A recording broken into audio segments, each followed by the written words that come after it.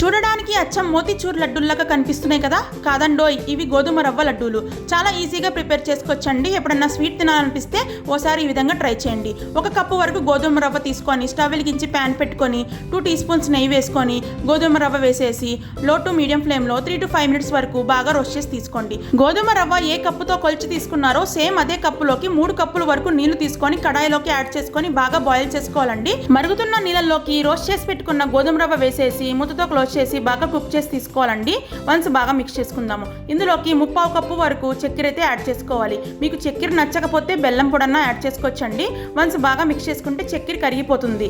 ఇదే టైంలో 1/4 tea spoon వరకు రెడ్ ఫుడ్ కలర్ వేసుకోండి. ఆప్షనల్ అండి, మీకు నచ్చితేనే వేసుకోండి. 1/4 టీ స్పూన్ ఇలాచీ పౌడర్ వేసి 1 టీ స్పూన్ నెయ్యి వేసి బాగా మిక్స్ చేసుకొని స్టవ్ ఆఫ్ చేసేసి బాగా చల్లారిన తర్వాత చేతులకి గీ అప్లై చేసుకొని ఈ విధంగా లడ్డూల మాదిరిగా చుట్టేసుకొని పైన డ్రై ఫ్రూట్స్తో గార్నిష్ చేసుకోండి. చాలా టేస్టీగా ఉంటాయండి. Thanks for watching.